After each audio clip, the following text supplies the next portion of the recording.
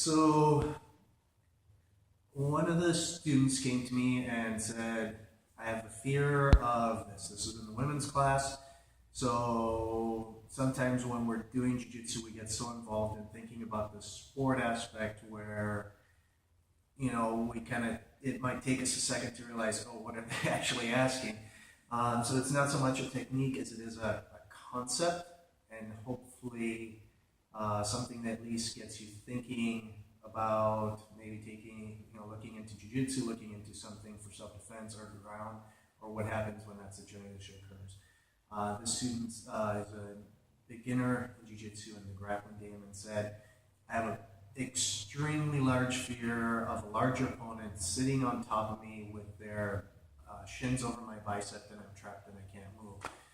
So Salami thinks, when she explained that, was, I would never hold mount like that. And that's jiu-jitsu thinking, and it took me a moment to catch up. And I actually had Joe here, Coach Joe, so I brought him over and I explained to him what I needed. And I said, hey, I need this. And what do you say? Yeah, I said, I'd never do that. Exact same thing. And it took him a second to go, get out of that jiu-jitsu sport mentality and think, oh, it's self-defense. This is what we're looking at.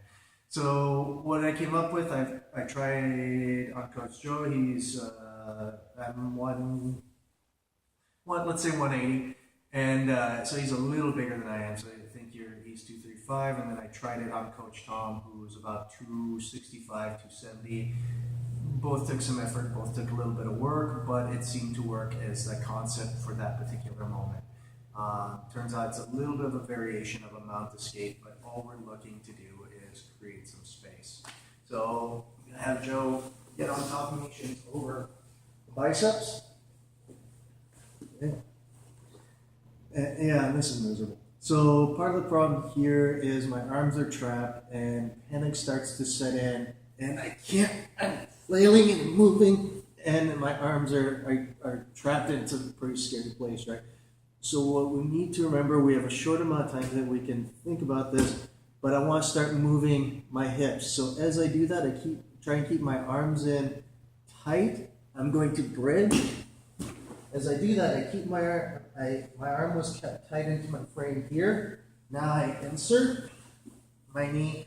I'm not really looking to get into who's a better grappler here. I'm looking to get out. So from here, I create space. If I have a moment, I'm still keeping this.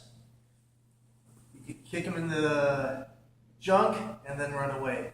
Your job isn't to engage in who's the better grappler, who's the better jiu-jitsu person, who's the better fighter. Your job is to get out. So, okay. So he's trapped over here. Now from here, you'd never do it. So from here, I'm gonna buck. I want to keep everything in tight. If I just move and I leave my arms behind me, he can still recover. So from here, bridge. I'm gonna insert my knee. Now from here, I can look to attack with a heel hook and look to rip, get out, and now from here, you can kick and run away, okay? Or punch and run away. You want to hopefully have time to cause damage and escape out of there, so they're at least thinking about something else and run. So now again, this is a very brief in concept sort of thing, right? So if hopefully it gets you interested in looking into a jiu-jitsu game, looking into a ground game, looking into self-defense, talk to a coach, go into a gym and say, hey, can you answer some of these questions for me? Okay? So if they can't figure out the answer, because they might need to get out of that sport mentality, just give them a minute. They'll figure something out. That's the awesome thing about jiu-jitsu. We'll figure something out. Now this is a variation of a mount escape, so kind of worked for this. I tried this with a few different people. Give it a go. Hope this helps. Hope this inspired at least one person to go out and try jiu-jitsu or learn something for self-defense. Thank you.